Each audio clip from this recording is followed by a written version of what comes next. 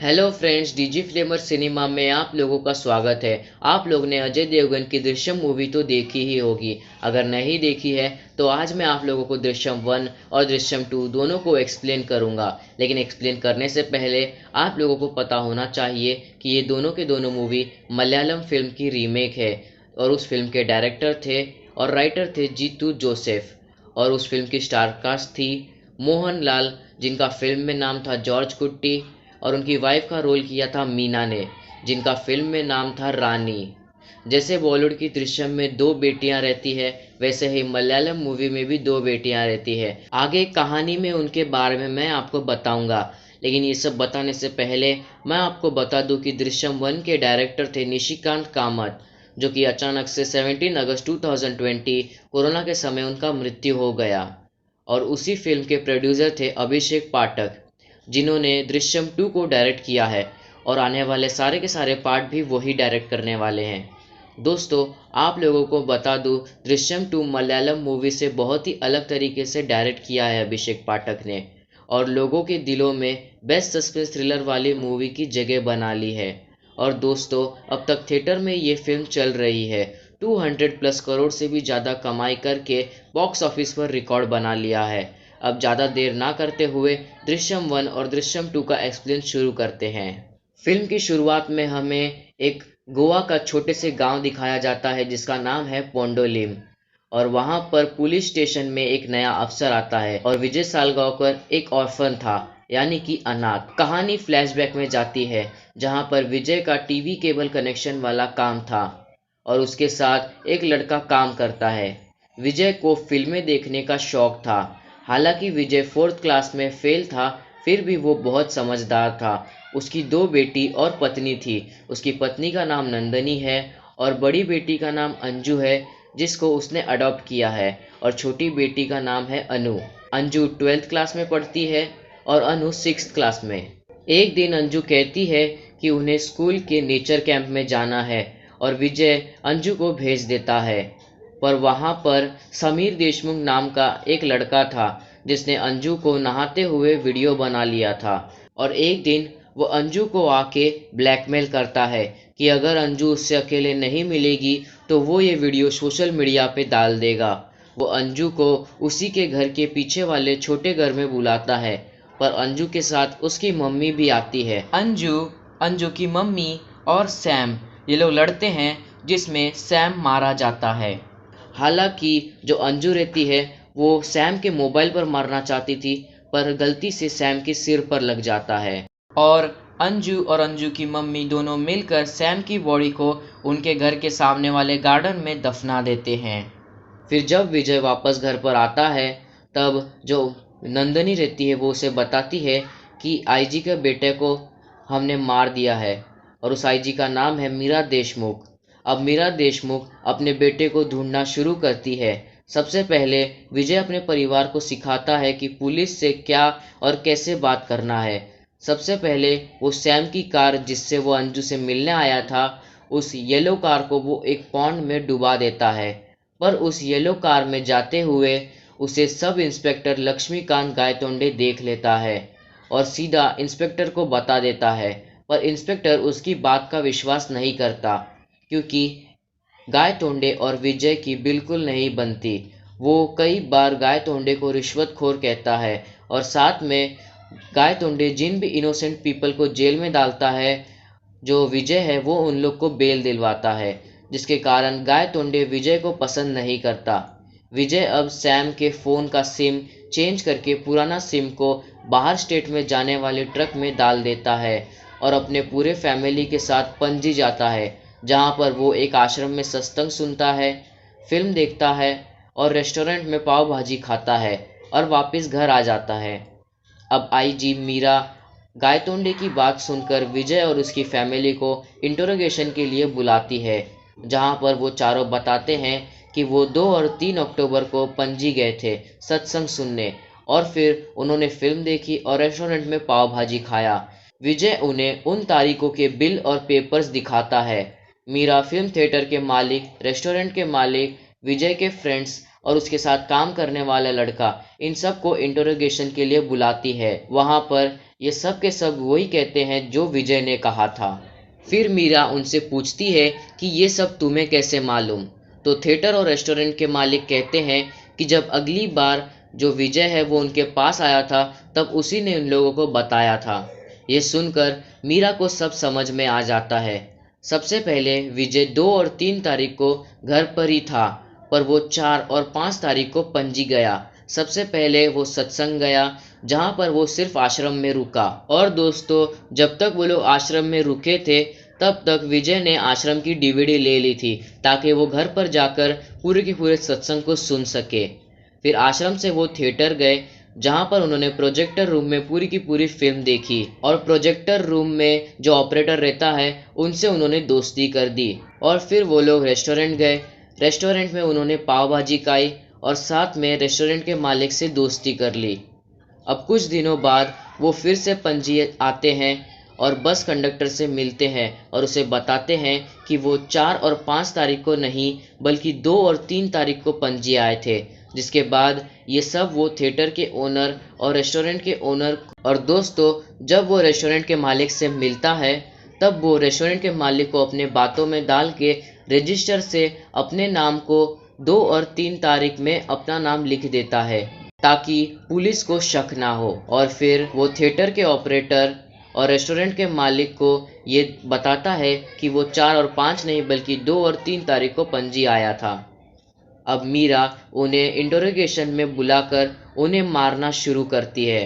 फिर भी वो कुछ नहीं बताता, पर अनु मार को सहन नहीं कर पाती और बता देती है कि लाश कहाँ पर दफन है। जब पुलिस वहाँ पर खुदाई करती है तो उन्हें वहाँ पर सैम की बॉडी नहीं बल्कि कुत्ते की डेड बॉडी मिलती है और ये सब देखकर चौंक जाते हैं।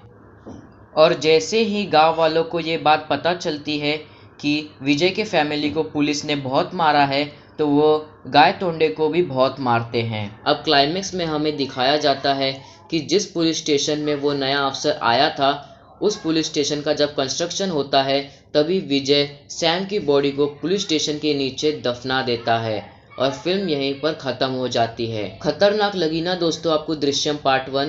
इससे भी ज़्यादा खतरनाक और सस्पेंस थ्रिलर मूवी है दृश्यम 2। तो चलिए इसके बारे में जानते हैं। कहानी की शुरुआत में हमें एक लड़के को दिखाया जाता है जो कि किसी दूसरे इंसान को ड्रग्स सप्लाई कर रहा होता है।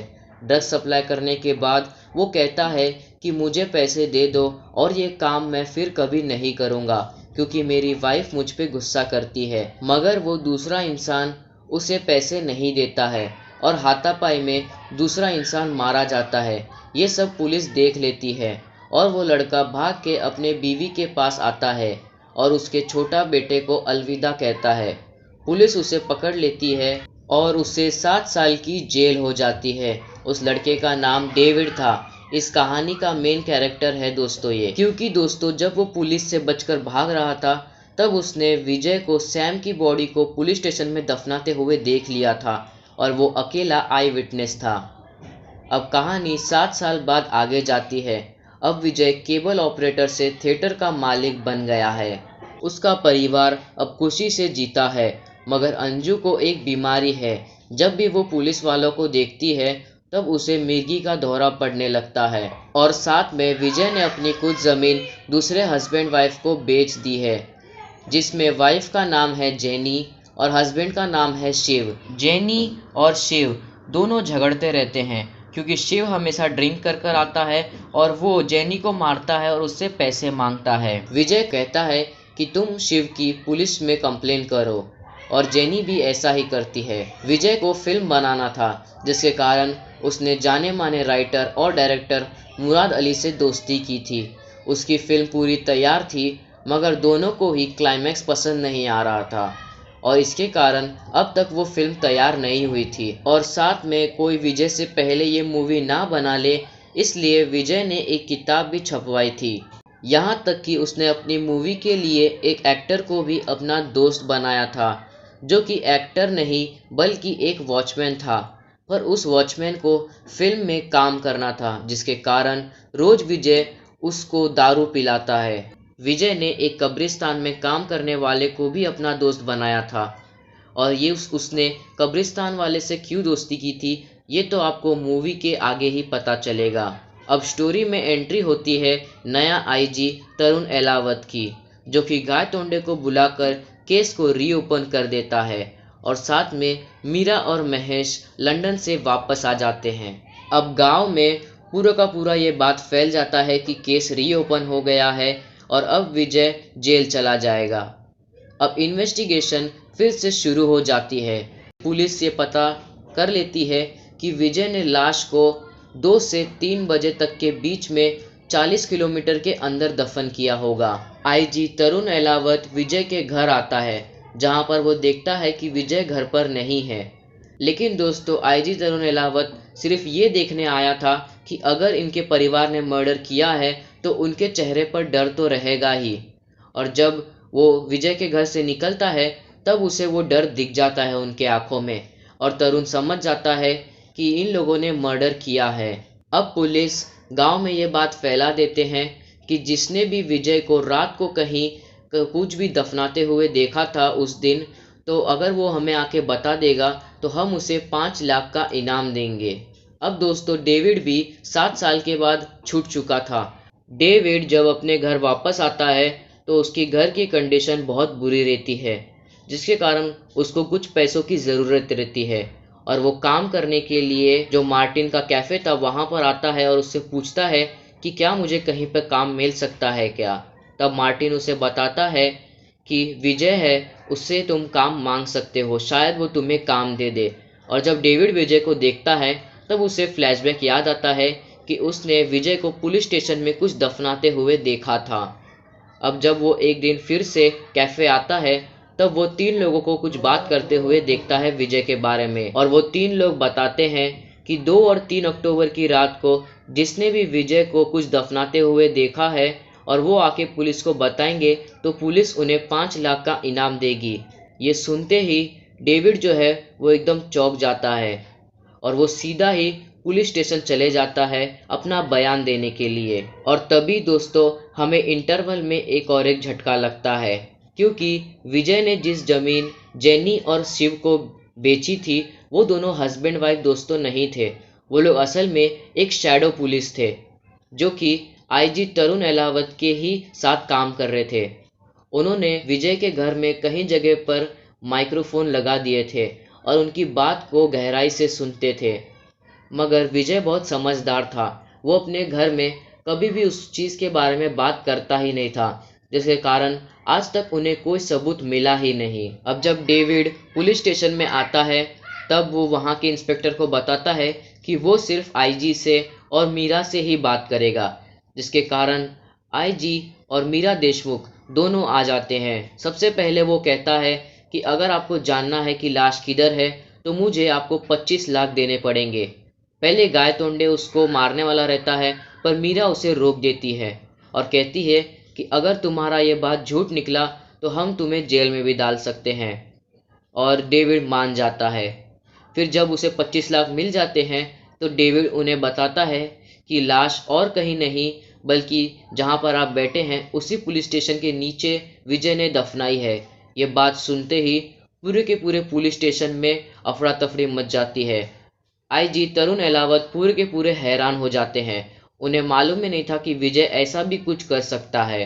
अब पुलिस स्टेशन में खुदाई शुरू हो जाती है और ये सारी की सारी चीज़ें गांव वालों को पता चल जाती है और ये सारी की सारी चीज़ें जो है वो विजय को भी पता चल जाती है। और वो जैसे ही उस सीसीटीवी फुटेज में देखता है, क्योंकि दोस्तों उसने अपने थिएटर के सामने सीसीटीवी फुटेज लगाया था, सब लोग सोचते हैं कि उसने अपने सिक्योरिटी के लिए लगाया है, मगर असली में उसने पुलिस स्टेशन पे ध्यान रखने के लिए लगाया था। और जैसे ही वो अपने मोबाइल से सीसीटीवी फुटेज ऑन करता है तो देखता है कि पुलिस स्टेशन में काम चल रहा है, जिससे वो सीधा भाग के अपने ऑफिस जाता है और सोचने लगता है कि अभी मैं क्या करूं। और आईजी तरुण एलावत को सैम की बॉडी मिल जाती है और वो सैम की बॉडी का डीएनए टेस्ट करने के लिए उसके स्केलेटन को भेज देता है। और दोस्तों, ये सारी की सारी चीज़ें होने के बाद पुलिस विजय को 8 आवर्स के लिए इन्वेस्टिगेशन के लिए बुलाती है और जब इन्वेस्टिगेशन शुरू होता है तब वो लोग विजय से वापस से सारी की सारी चीज़ें पूछने लगते हैं, पर विजय उसी बात पे अटका रहता है कि 2 और 3 तारीख को वो अपने घर पर था ही नहीं, जिसके कारण आईजी तरुण अहलावत विजय को एक अलग रूम में लेके जाते हैं और उसी के बाजू के रूम में विजय की फैमिली को गाय तोंडे मारने लगता है, जो कि विजय को देखकर अच्छा नहीं लगता और वो आईजी तरुण को कहते हैं कि ये सब रोक दे। और आईजी तरुण विजय से कहते हैं कि अगर तुमने बयान अपना रिकॉर्ड कर लिया तो हम तुम्हें और तुम्हारी फैमिली को छोड़ देंगे, जिसके कारण विजय मान जाता है और वो कैमरे के सामने अपना पूरा का पूरा कन्फेशन करने के लिए तैयार हो जाता है। जब कैमरा ऑन होता है तो विजय बताता है कि एक दिन जब वो नशे में था तब वो अपने घर वापस आ रहा था और तब वो देखता है कि कोई इंसान उसके घर में घुस रहा है और उसे घुसने से पहले ही वो रॉड लेता है और उसके हाथ पे मारने वाला रहता है, पर गलती से उसका निशाना चूक जाता है और उस इंसान के सर पर लग जाता है और उस इंसान की वहीं पर मौत हो जाती है। और वो इंसान और कोई नहीं बल्कि मीरा देशमुख का बेटा सैम था। यानी कि विजय ने सारी की सारी कहानी उल्टी बता दी और जितना भी पूरा चीज़ें हैं वो अपने ऊपर ले लिया ताकि उसकी फैमिली को कुछ ना हो। और ये देखकर उसकी बेटी विजय के सामने बहुत रोती है। अब दोस्तों विजय को कोर्ट में ले आ जाता है और कोर्ट में आते ही जो वकील है उससे अलग अलग तरीके के क्वेश्चंस करने लगते हैं। अब विजय को कोर्ट में बुलाया जाता है जहां पर वकील विजय से बहुत सारे क्वेश्चन करता है और दूसरे साइड में मीरा देशमुख और आईजी तरुण अहलावत ये सोचते हैं कि उन्होंने विजय को हरा दिया है और ये केस अब वो जीत चुके हैं। पर मीरा देशमुख आईजी तरुण को बताती है कि तुम्हें विजय को थोड़ा भी वक्त नहीं देना है क्योंकि विजय बहुत ही ज़्यादा स्मार्ट है। और तभी कहानी में एंट्री होती है मुराद अली की। दोस्तों पहले मैंने आपको बताया था कि विजय एक फिल्म बनाना चाहता है जिसके लिए उसने मुराद अली डायरेक्टर से दोस्ती बनाई थी, तो वही डायरेक्टर आईजी तरुण के पास आया रहता है उसे केस से कुछ मेन लीड बताने के लिए। आईजी तरुण मुराद अली को बैठने बोलता है और बताता है कि आप विजय के बारे में क्या कहना चाहते हैं। तभी मुराद अली धीरे धीरे विजय का पूरा प्लान बताने लगता है। सबसे पहले वो बताता है कि विजय और मैं दोनों के दोनों एक फिल्म पर काम कर रहे थे।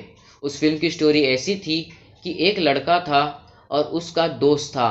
वो लोग पार्टी में डांस करते हैं, पर गलती से उसका जो दूसरा दोस्त रहता है वो उसकी लेडीज़ जो फ्रेंड रहती है उससे मस्ती करने लगता है, जो कि उस लड़के को अच्छा नहीं लगता और वो अपने दोस्त को चाटा मार देता है। और दोस्तों वो जो दूसरा लड़का था वो और कोई नहीं बल्कि एक बड़े बिल्डर का बेटा रहता है, जो कि उसी के घर पर जाके दूसरे लड़के को मारने वाला रहता है।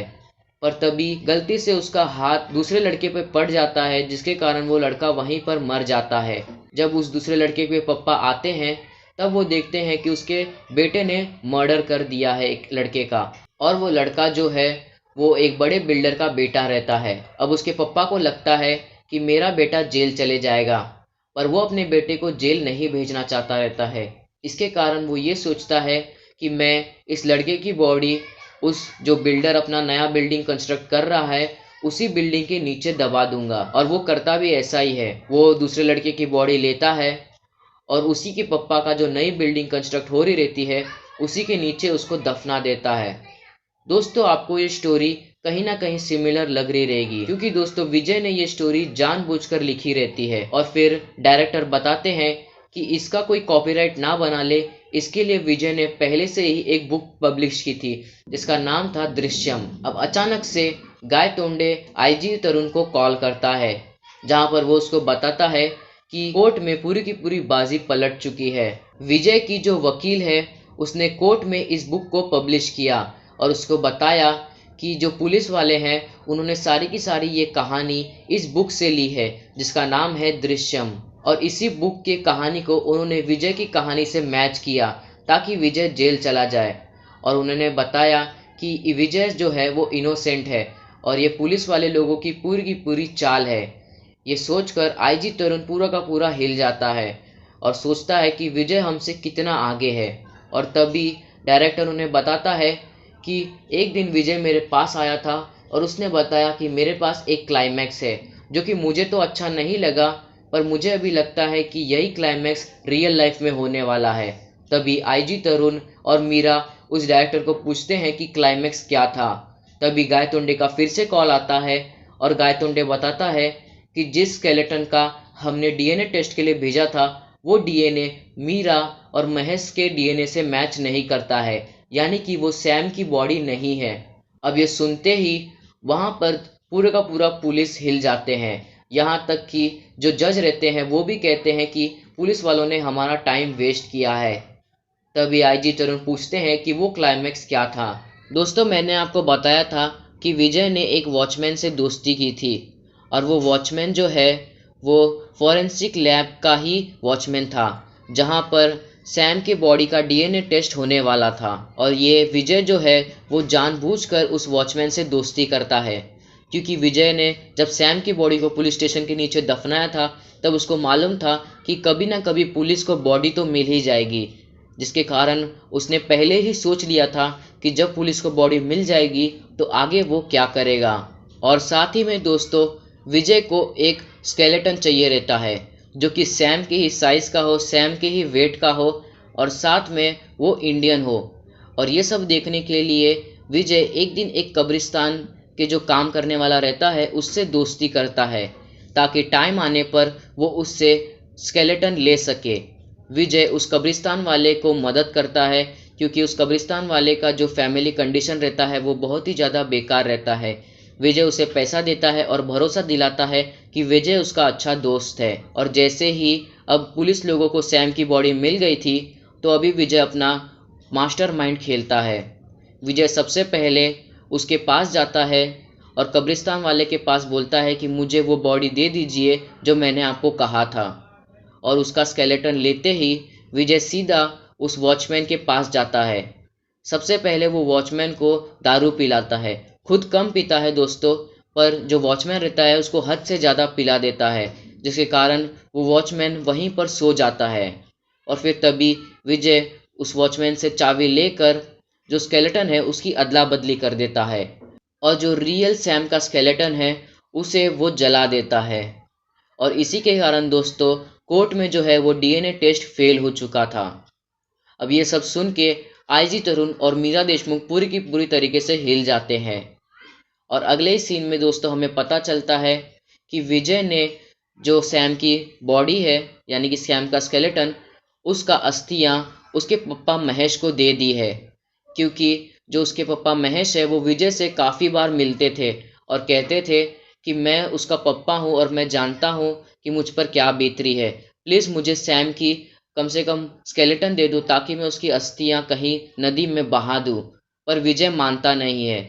इसके लिए आज विजय उनको उनके बेटे की बॉडी यानी कि स्केलेटन का अस्थियां दे देता है। और तभी वो अपने वाइफ मीरा देशमुख के साथ अपने बेटे की अस्थियों को नदी में बहा देता है। और वहीं पर दूर से विजय ये सारी की सारी चीज़ों को देख रहा रहता है। इस सीन से हमें ये पता चलता है कि पुलिस ये सोच रही थी कि उन्होंने विजय पे पूरा का पूरा ध्यान दिया है, पर उन्हें मालूम नहीं था कि विजय उन पर ध्यान दे रहा था। और दोस्तों साथ में कोर्ट में जज ये भी कह देते हैं कि अभी अगली बार से विजय के फैमिली पर कोई भी इंटरोगेशन या फिर पुलिस उनके घर पर नहीं आएगी। और यहीं पर इस फिल्म का हैप्पी एंडिंग हो जाता है। दोस्तों, आपको कैसी लगी ये दृश्यम 2 और दृश्यम 1 मूवी? मुझे तो ये दोनों की दोनों मूवी ही बहुत ही ज़्यादा अच्छी लगी और मैं सोच रहा हूँ कि दृश्यम 3 जल्दी जल्दी आ जाए। और दोस्तों, न्यूज़ की माने तो दृश्यम 3 जो है वो हिंदी और मलयालम दोनों एक साथ आने वाले हैं, यानी कि हिंदी फिल्म जो दृश्यम के फैंस हैं उन लोगों के लिए बहुत ही ज़्यादा अच्छा हो जाएगा। दोस्तों, जीतू जोसेफ जो कि मलयालम की दृश्यम 1 और दृश्यम 2 दोनों के डायरेक्टर है, उन्होंने बताया है कि वो दृश्यम 3 को लाने वाले हैं और उन्होंने स्क्रिप्ट पर काम करना शुरू कर दिया है, यानी कि कुछ समय बाद हमें हिंदी दृश्यम 3 भी देखने को मिल सकती है। दोस्तों, आज के लिए बस इतना ही। वीडियो अच्छी लगी तो वीडियो को लाइक कीजिए, शेयर कीजिए और अगर आप मेरे चैनल पर नए हैं तो मेरे चैनल को सब्सक्राइब कीजिए। मिलता हूँ अगले अमेजिंग वीडियो के साथ, तब तक के लिए बाय बाय।